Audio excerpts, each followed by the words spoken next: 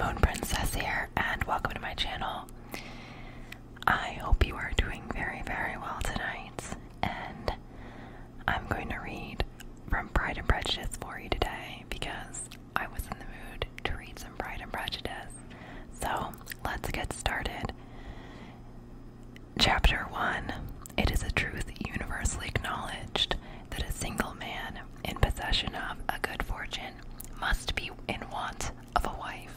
However, little known the feelings or views of such a man may be on his first entering a neighborhood. This truth is so well fixed in the minds of the surrounding families that he is considered the rightful property of someone or other of their daughters. "My dear Mr. Bennet," said his lady to him one day, "have you heard that Netherfield Park is let at last?"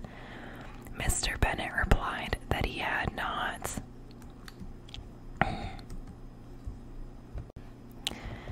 "But it is," returned she, "for Mrs. Long has just been here, and she told me all about it." Mr. Bennet made no answer. "Do you not want to know who has taken it?" cried his wife impatiently. "You want to tell me, and I have no objection to hearing it." This was invitation enough. "Why, my dear, you must know, Mrs. Long says that Netherfield is taken by a young man of large fortune from the north of England, that he came down on Monday in a chaise and four to see the place, and was so much delighted with it that he agreed with Mr. Morris immediately that he is to take possession before Michaelmas, and some of his servants are to be in the house by the end of next week. What is his name? Bingley. Is he married or single? Oh, single, my dear, to be sure. A single man of large fortune, 4,000 or 5,000 a year. What a fine thing for our girls. How so? How can it affect them? My dear Mr. Bennet, replied his wife, how can you be so tiresome? You must know that I am thinking of his marrying one of them. Is that his design in settling here? Design? Nonsense. How can you talk so? But it is very likely that he may fall in love with one of them, and therefore you must visit him as soon as he comes. I see no occasion for that.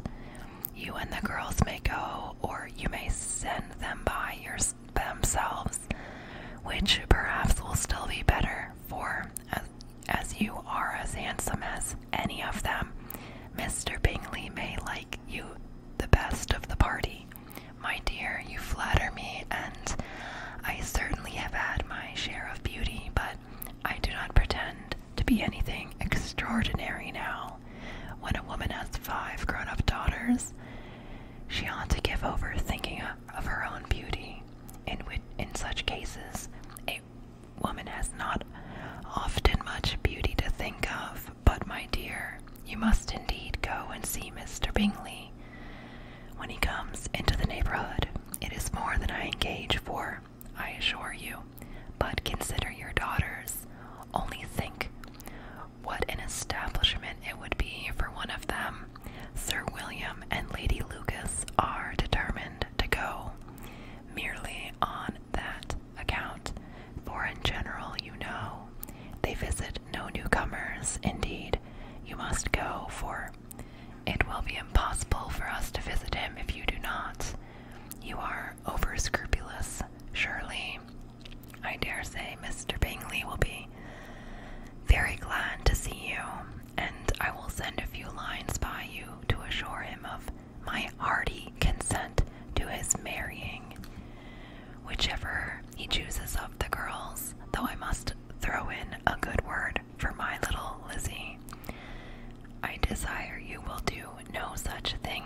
Lizzie is not a bit better than the others, and I am sure she is not half so handsome as Jane, nor half so good-humored as Lydia.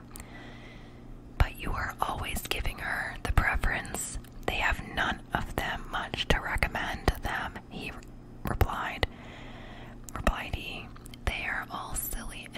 Bennet like other girls, but Lizzie has something more of quickness than her sisters. Mr. Bennet, how can you abuse your own children in such a way? You take delight in vexing me. You have no compassion for my poor nerves. You mistake me, my dear. I have a high respect for your nerves. They are my old friends. I have heard you mention them with consideration these last 20 years at least.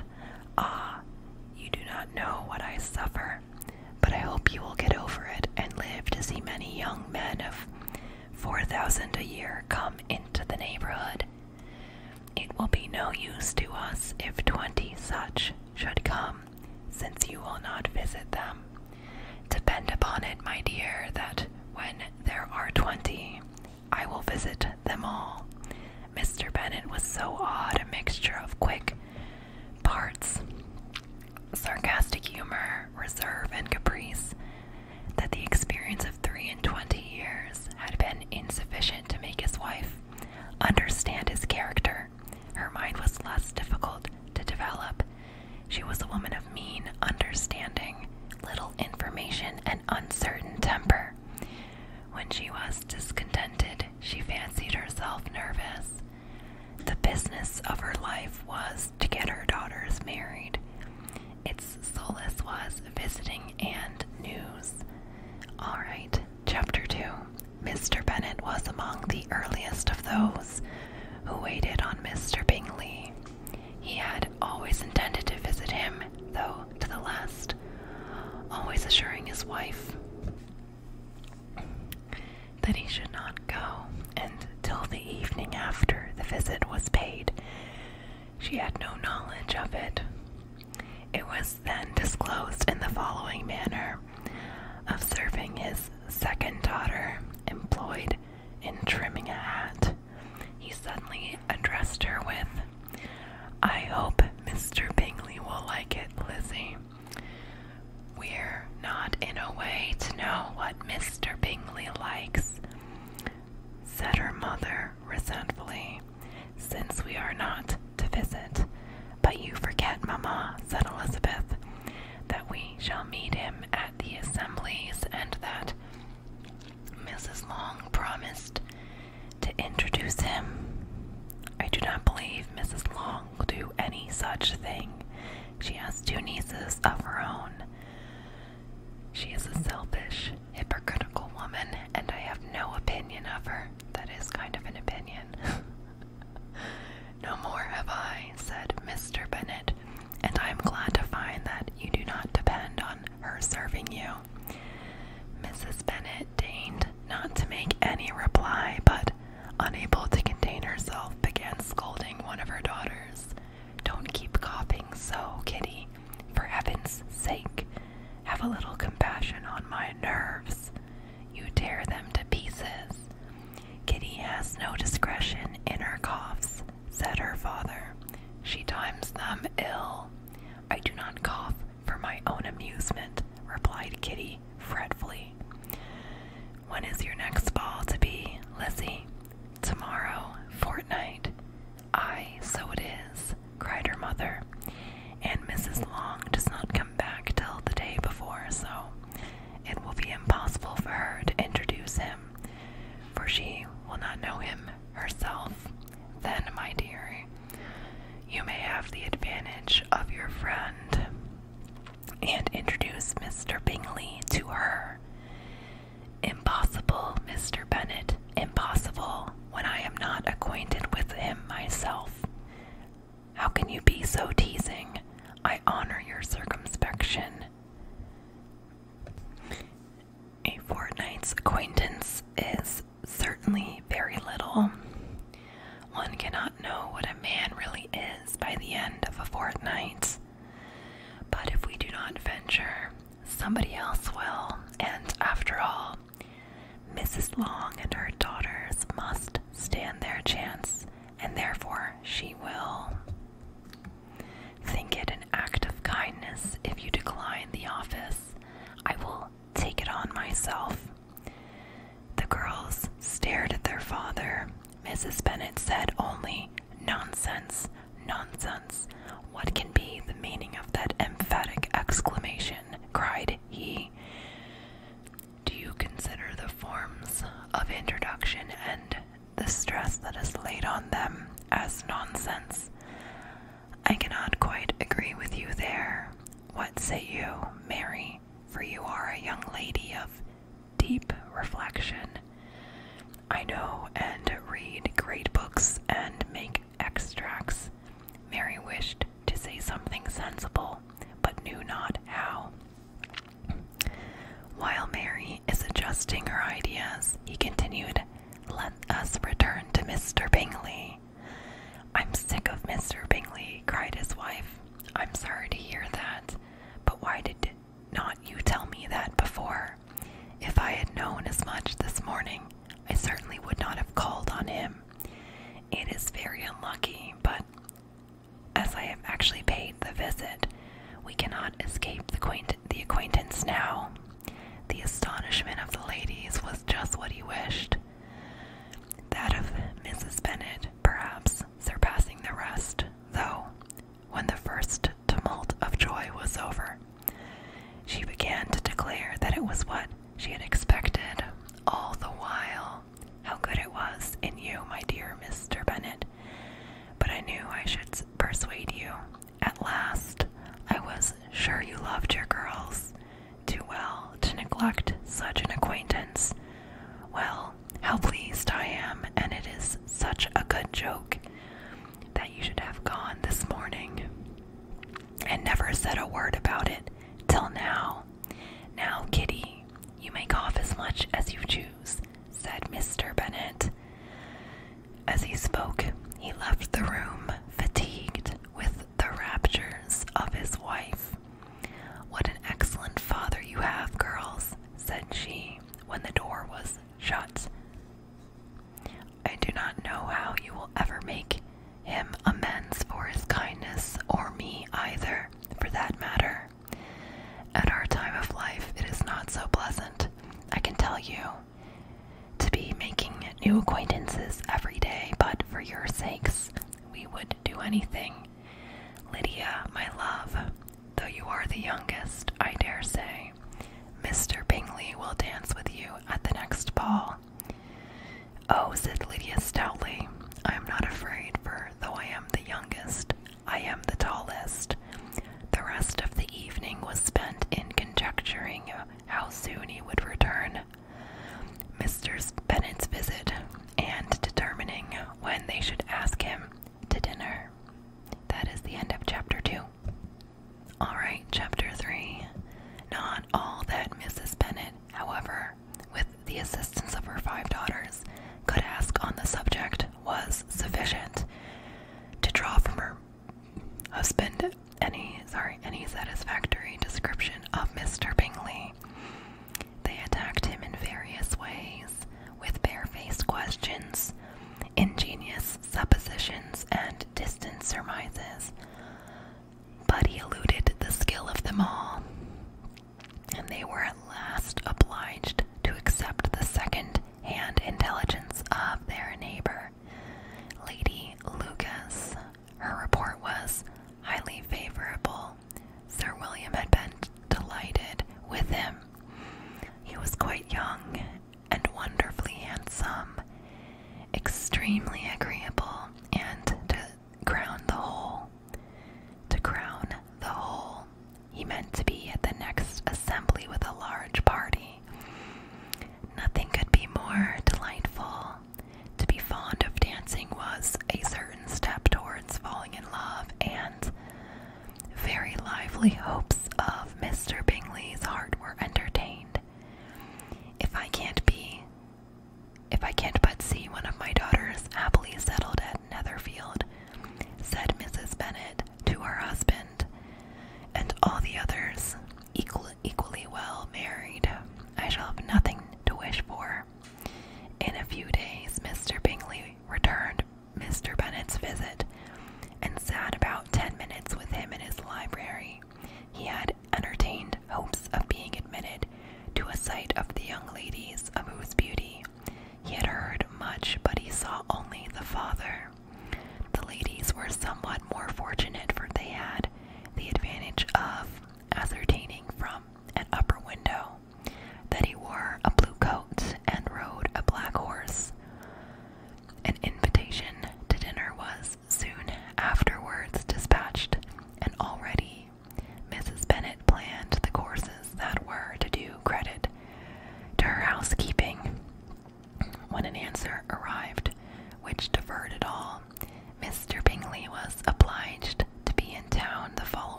sure, and she began to fear that he might be always flying about from one place to another, and never settled in Netherfield as he ought to be. Lady Lucas quieted her fears a little by starting the idea of his being gone to London, only to get a large party for the ball, and a report soon followed that Mr. Bingley was to bring 12 ladies and gentlemen, and 7 gentlemen with him to the assembly. Sorry, outside noise. I think it's planes or wind or something.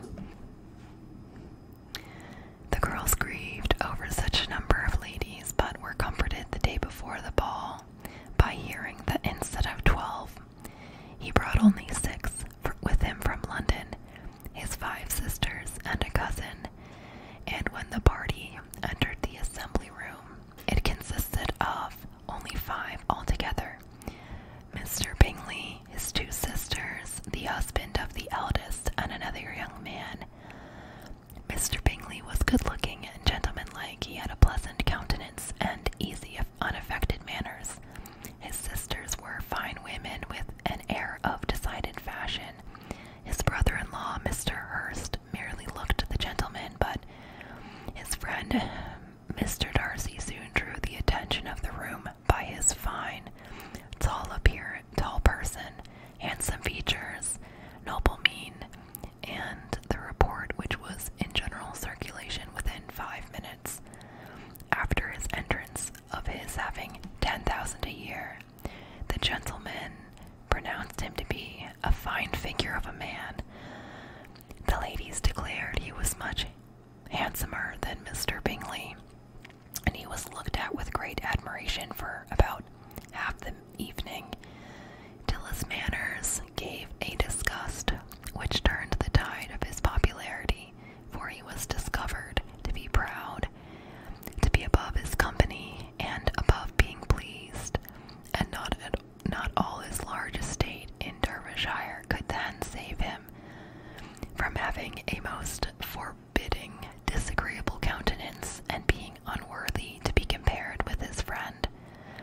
Mr. Bingley had soon made himself acquainted with all the principal people in the room. He was lively and unreserved, danced every dance, was angry that the ball closed so early, and talked of giving one himself at Netherfield. Such amiable qualities must speak for themselves. What a contrast between him and his friend. Mr. Darcy danced only once with Mrs. Hurst and once with Miss Bingley, declined being introduced to any other lady, and spent the rest of the evening in walking about the room, speaking occasionally to one of his own party. His character was decided. He was the proudest, most disagreeable man in the world, and everybody hoped that he would never come there again. Amongst the most violent against him was Mrs. Bennet, whose dislike of his general behavior was sharpened into particular resentment by his having slighted one of her daughters. Elizabeth Bennet had been obliged by the scarcity of gentlemen to sit down for 2 dances, and during part of that time Mr. Darcy had been standing near enough for her to hear a conversation between him and Mr. Bingley, who came from the dance for a few minutes to press his friend to join it. "Come, Darcy," said he, "I must have you dance. I hate to see you standing about by yourself in this stupid manner. You had much better dance." "I certainly shall not. You know how I detest it, unless I am particularly acquainted with my partner. At such an assembly as this, it would be insupportable. Your sisters are engaged, and there is not another woman in the room whom it would not be a punishment to stand up with." "I would not be so fastidious as you are," cried Mr. Bingley, "for a kingdom, upon my honor. I never met so many pleasant girls in my life as I have this evening, and there are several of them you see uncommonly pretty. only handsome girl in the room," said Mr. Darcy, looking at the eldest Miss Bennet. "Oh, she is the most beautiful creature I ever beheld, but there is one of her sisters sitting down just behind you, who is very pretty, and I dare say agreeable. Do let me ask my partner to introduce you. Which do you mean?" And turning around, he looked for a moment at Elizabeth, till catching her eye, he withdrew his hand and coldly said, "She is tolerable, but not handsome enough to tempt me. I am in no humor at present to give consequence to young ladies who are slighted by other men. You had better return your partner and enjoy her smiles, for you are wasting your time with me." Mr. Bingley followed his advice. Mr. Darcy walked off, and Elizabeth remained with no very cordial feelings towards him. She told the story, however, with great spirit among her friends, for she had a lively, playful disposition which delighted in anything ridiculous. The evening altogether passed off pleasantly to the whole family. Mrs. Bennet had seen her eldest daughter much admired by the Netherfield party. Mr. Bingley had danced with her twice, and she had been distinguished by his sisters. Jane was as much gratified by this as her mother could be, though in a quieter way. Elizabeth felt Jane's pleasure. Mary had heard herself mentioned to Miss Bingley as the most accomplished girl in the neighborhood, and Catherine and Lydia had been fortunate enough never to be without partners, which was all that they had yet learnt to care for at a ball. They returned, therefore, in good spirits to Longbourn, the village where they lived and of which they were the principal inhabitants. They found Mr. Bennet still up with a book. He was regardless of time, and on the present occasion he had a good deal of curiosity as to the event of an evening which had raised such splendid expectations. He had rather hoped that his wife's views on the stranger would be disappointed, but he soon found out that he had a different story to hear. "Oh, my dear Mr. Bennet," as she entered the room, "we have had a most delightful evening, a most excellent ball. I wish you had been there. Jane was so admired, nothing could be like it. Everybody said how well she looked, and Mr. Bingley thought her quite beautiful, and danced with her twice. Only think of that, my dear. He actually danced with her twice, and she was the only creature in the room that he asked a second time. First of all, he asked Miss Lucas. I was so vexed to see him stand up with her, but however, he did not admire her at all. Indeed, nobody can, and he seemed quite struck with Jane as she was going down the dance, so he inquired who she was and got introduced, and asked her for the two next. Then the two third, he danced with Miss King, and the two fourth with Maria Lucas, and the two fifth with Jane again, and the two sixth with Lizzie and the Bollinger. If he had had any compassion for me, cried her husband impatiently, he would not have danced half so much. For God's sake, say no more of his partners. Oh, that he had sprained his ankle in the first dance. Oh, my dear, I am quite delighted with him. He is so excessively handsome, and his sisters are charming women. I never in my life saw anything more elegant than their dresses. I dare say the lace upon Mrs. Hurst's gown." Here she was interrupted again. Mr. Bennet protested against any description of finery. She was therefore obliged to seek another branch of the subject, and related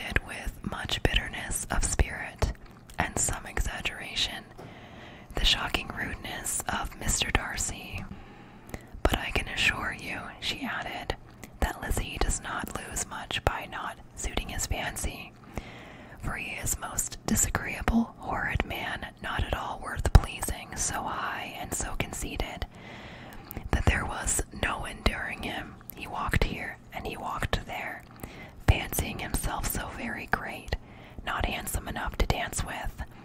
I wish you had been there, my dear, to give him one of your set downs. I quite